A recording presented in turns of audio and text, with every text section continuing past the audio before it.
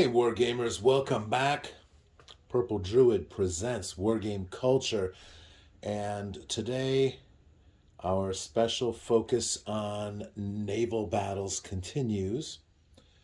Once again, we have another Ancients style naval battle featuring rules by Don Featherstone and Tony Bath,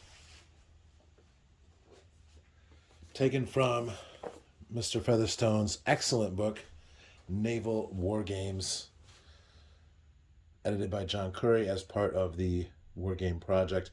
This book is fantastic.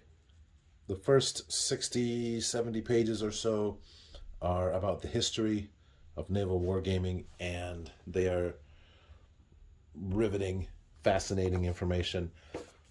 There's far more history to that than I ever suspected, and it goes way, way further back than I knew. So really cool. This is my very first foray into naval wargaming, besides board games, of course. And this is now the second battle, and we're going to set it up just like it was before for the first one, just so that it stays a little bit easier for me to play and get used to the rules. The whole point of this exercise is to figure out what are the best rules for incorporating combined operations, that is, naval battles alongside land battles in your Fantastic Miniatures War Games campaign. So to get started, we have over here the wind gauge. The wind is to the northwest at this time. The Greek ships start here. The Carthaginian ships will start here.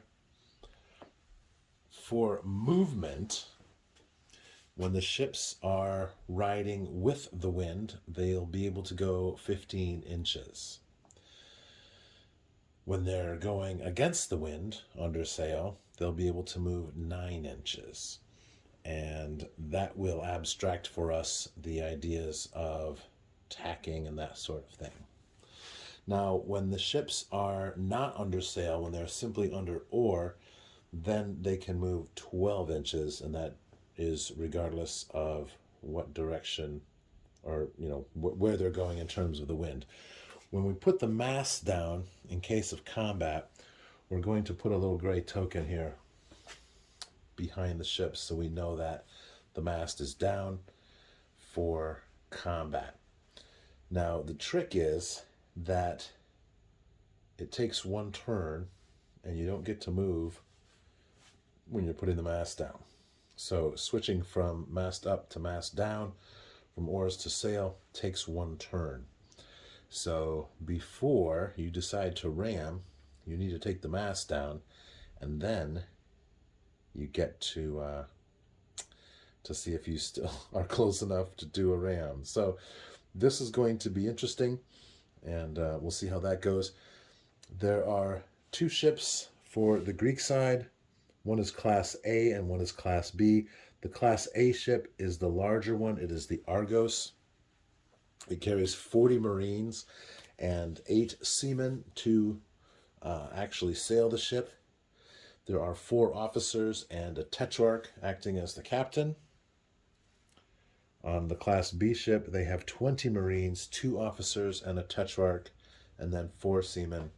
And on I made a little ship record to track all these things if there are any casualties and that sort of thing.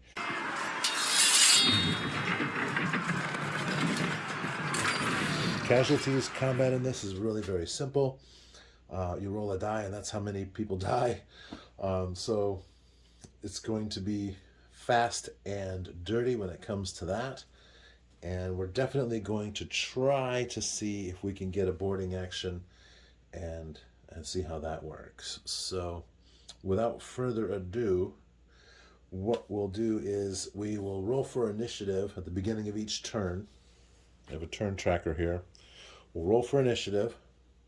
Then we will move the ships, and then we will do missile fire.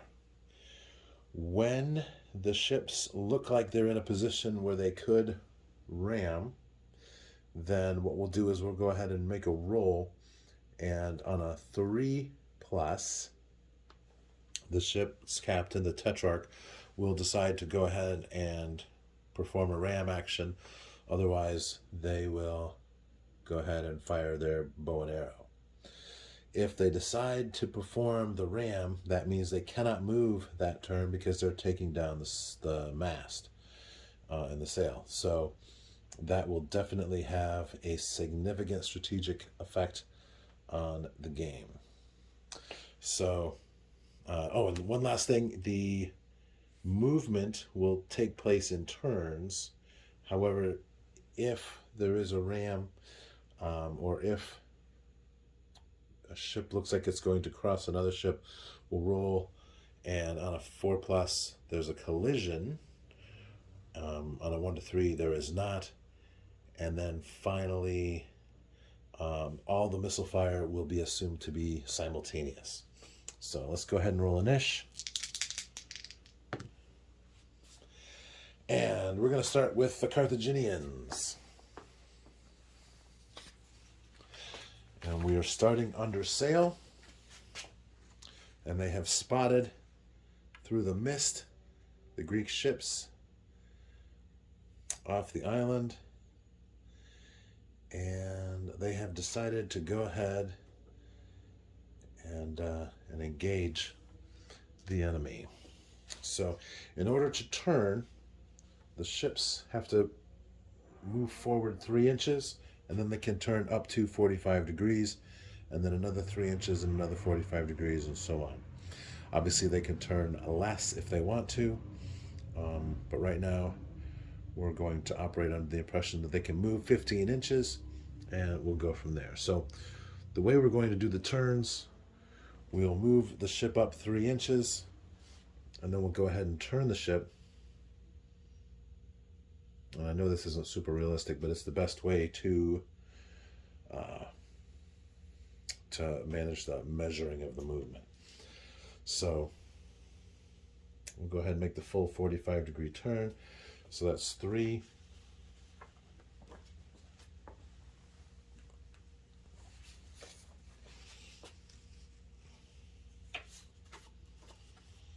And then we're going to want to avoid getting too close to the island. Otherwise, there's a chance of running aground. And that happened in the last game, so that was kind of ugly. So here we are, and we're going to turn again so we can clear the island. So that is a total of 6 inches. And then 9 more will make 15. Now we are still just barely having the wind in the aft section. So, all right, so we'll move the second ship.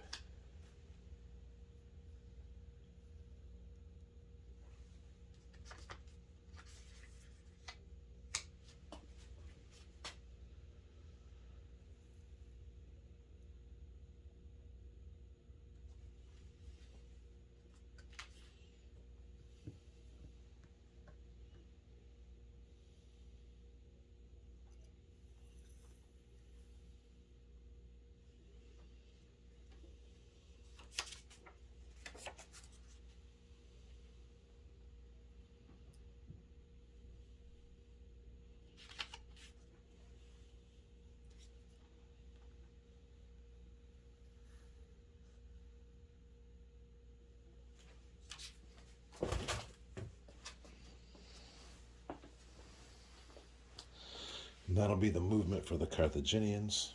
Now, for the Greeks.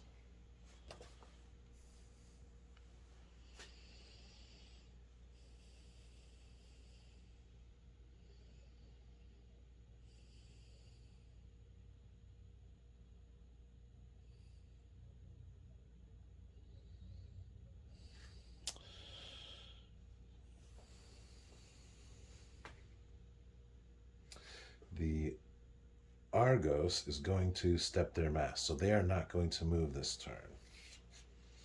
Or alternatively, let's say they have to move at least 3 inches because they were sailing at 15. So let's do that. That sounds about right.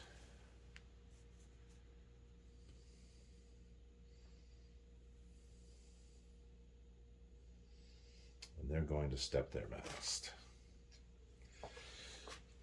The Syracuse, however,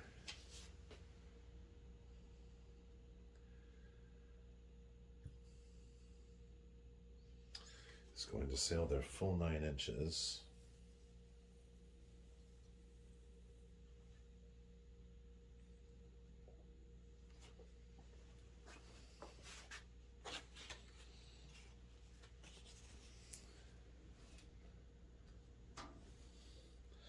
And then we'll do the shooting phase. So, for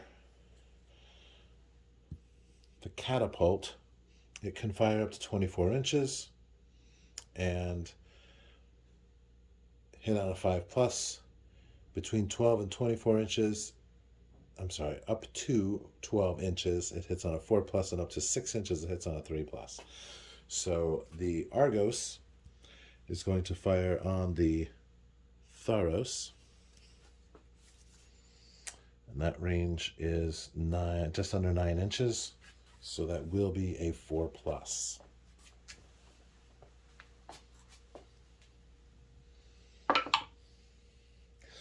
So that's a hit, and then we roll again to see if we actually hull the ship, and we do indeed.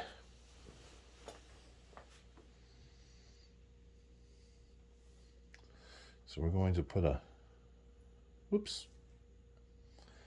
going to put a marker right there. That will indicate the ship is holed. It is now only able to move at half speed, and on a 5 or 6 next turn, the captain can try to run a sail under the ship and plug the hole. If he isn't able to do that, then the ship will sink in 2 turns. So on turn 3, the Tharos will sink if it doesn't get some repair action done. So now the archers on both ships will attempt to fire. We already know that's 9 inches, so that'll be a -2 for the Argos to fire on the Tharos. And with 40 troops at 1 die per 5, that'll be 8 dice. 4, 6, 8. All right, so we hit on 6s, may hit an officer or the Tetrarch. We have 4 of those. So that's 24, 34, 37, -16, 29, 19. That'll do 19 damage to the Syracuse. And we'll go ahead and try to hit the officers. The Tharos. So there'll be 3 hits on the officers. They will save on a 6. And the Tetrarch will save on a 3. All right, so 1 officer and the Tetrarch are saved. Actually, I'm sorry. Well, we're going to say both officers are dead and the Tetrarch is still alive. So that's the Tharos.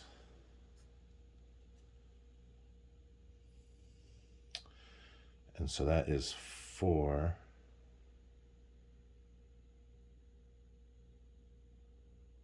What did I say? 37,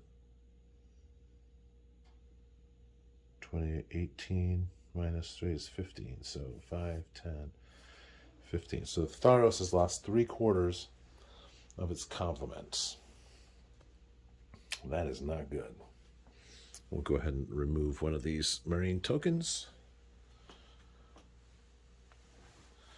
And now the Syracuse will fire on the Corrales. It looks like we're just over 6 inches away. So again, that'll be -2. The Syracuse only gets 4 dice. There's 1/6 that will hit possibly an officer or the Tetrarch. We'll start with an officer. We'll give him, let's say 1 to 3 is an officer. It is an officer. So the officer will save on a 6. Does not save. Oh, crap. I gotta roll that again. I didn't count those. All right. So 6, 10, 14, 15. -8 is 7. So that's 7 casualties, and 1 is possibly an officer. 1 to 3 is an officer. Yes. Does the officer save? No. So 6 casualties plus an officer. All right, now the Carthaginians also get to fire, and so they get 4 dice each. They will both fire upon the Syracuse.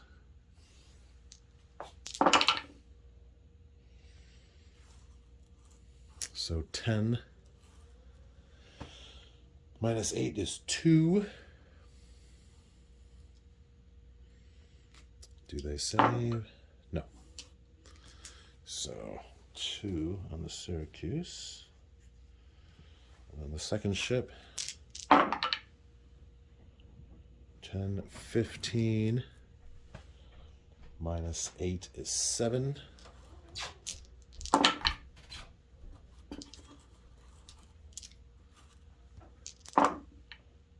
And 1 save. So 6 damage on the Syracuse.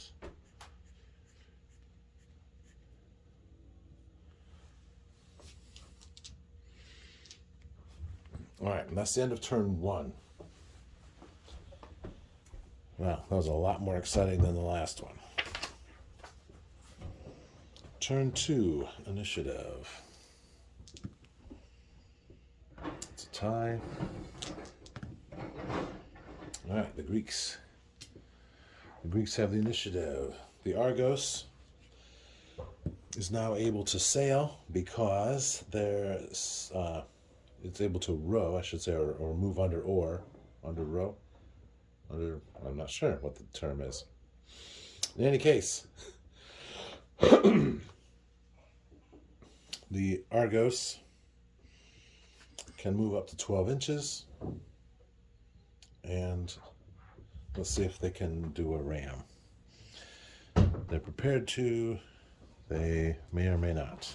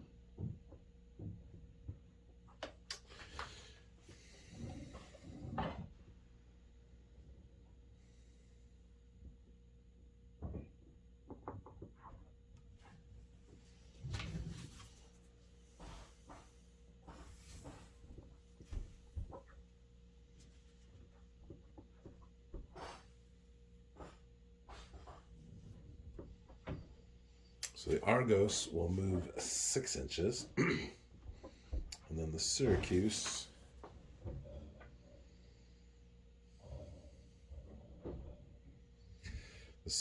will only be able to move 9. Unless it cuts through the strait.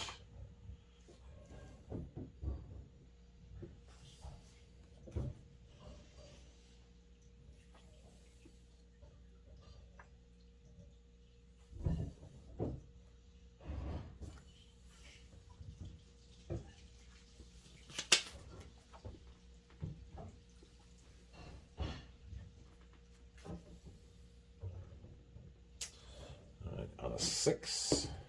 No.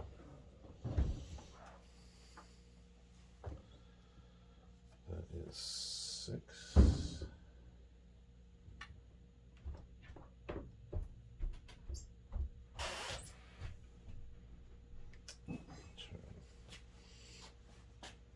All right.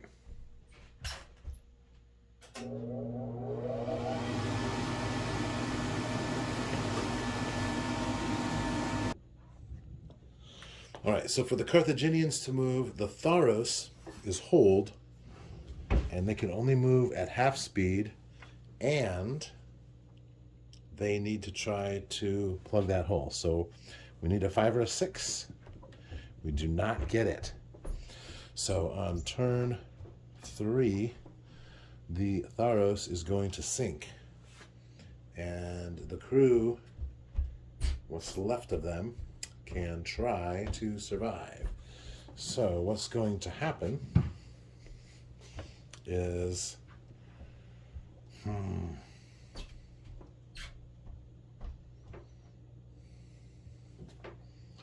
they're going to move 3 inches because that's all they can do, because they're trying to fix the plug.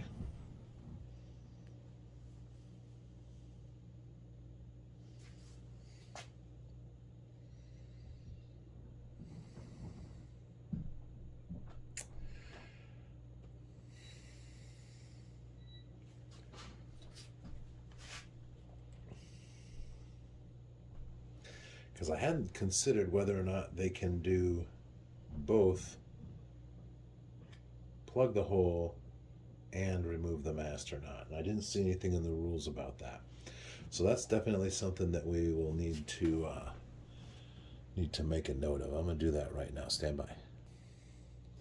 All right, so I'm going to make the executive decision that they can step their mast at the same time as they're trying to plug the hole, which of course they were not able to do.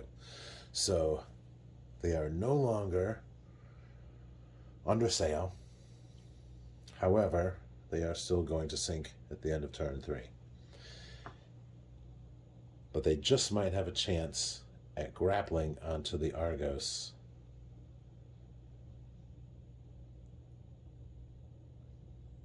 Well, no, because the rules for that is it sinks both. So if the Tharos were to grapple the Argos and it sinks, it will sink both ships at the same time. So I have a feeling that the Tharos is just out of luck. However,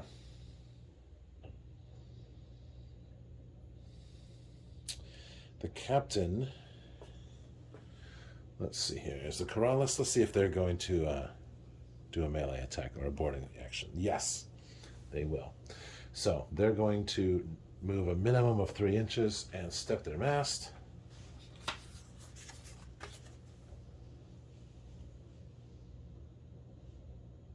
I want to do this.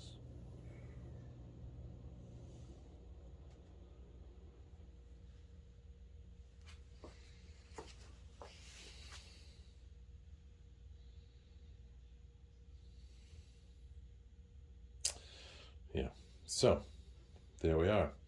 And now I'm also going to rule that because they're stepping their mast and trying to plug the leak, they cannot fire any arrows. So the Tharos is unable to fire any missile weapons this turn. However, the Argos and the Corrales both can. The Argos can also fire its catapult, and it's going to do that too. So, simultaneous shooting. The Corrales has 15 men still alive. That'll be 3 dice. They'll fire their arrows at the Argos. 6, 6, 1. That is 13. Definitely within 6 inches, so that's -3, so that'll be 10. So 8 crewmen and 2 on the officers. The officers will save on a 6. They do not.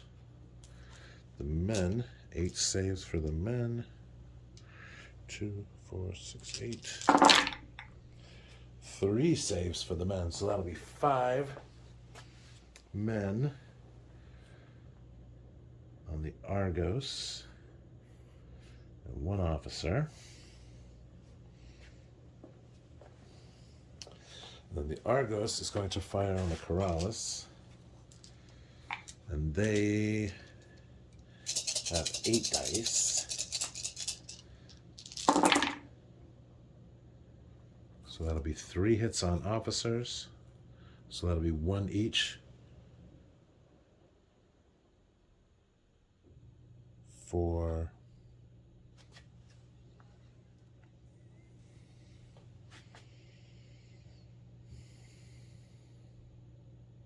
there's only 2 officers, so one's for the Tetrarch and one is for the other officer.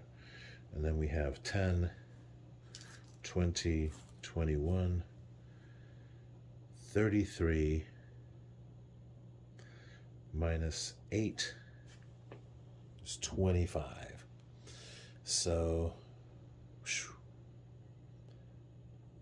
that is probably going to take out all of the Corrales' crew. So we get 25 saves. We save 2.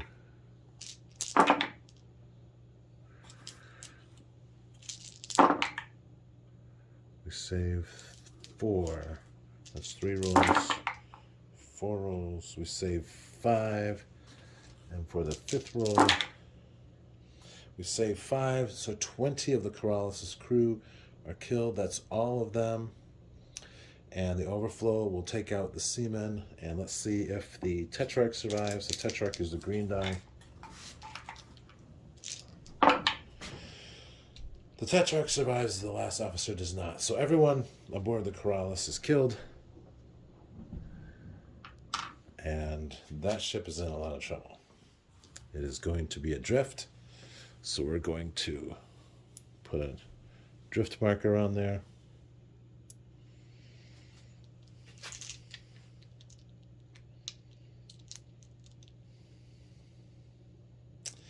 And then the Argos will get to fire its catapult. It will hit the Corrales on a 3+, and it misses. All right. So that's the end of turn 2. On turn 3, the unfortunate Tharos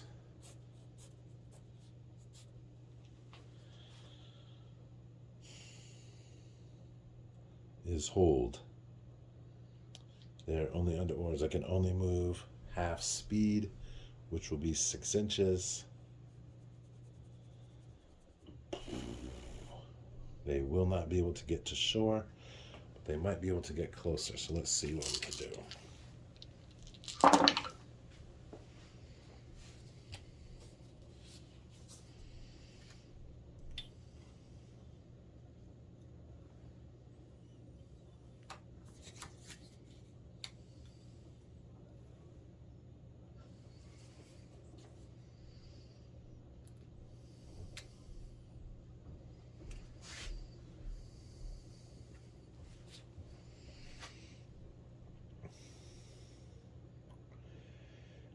The Corrales is adrift.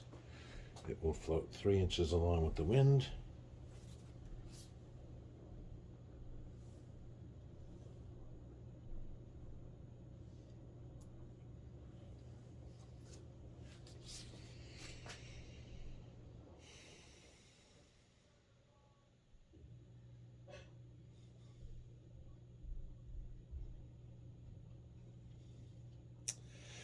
The Argos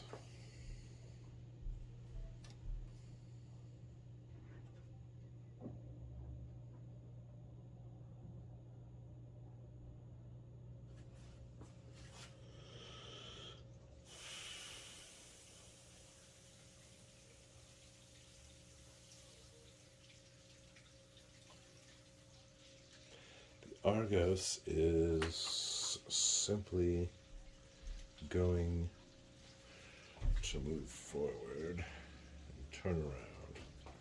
So for right now, I can move up to 12 inches. They're going to move about 8 inches.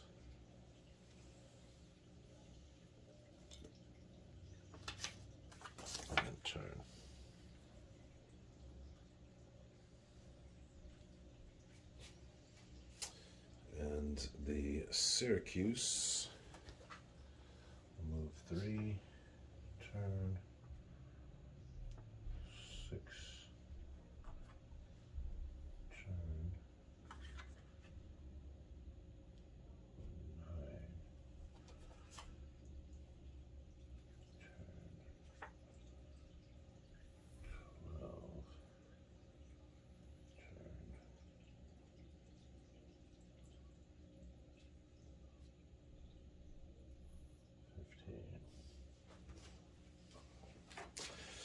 And that'll be the end of turn 3.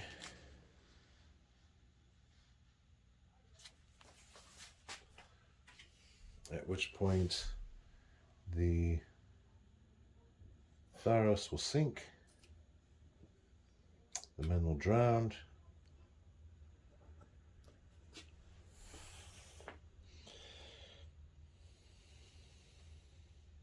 and the Corrales will continue to drift another 3 inches.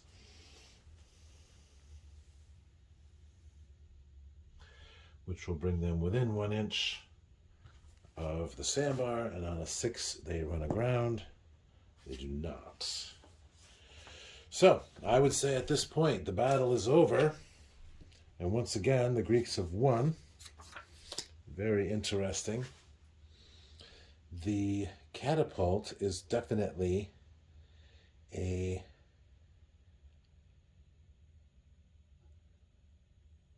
way to tip the balance, because holding that ship really made a mess.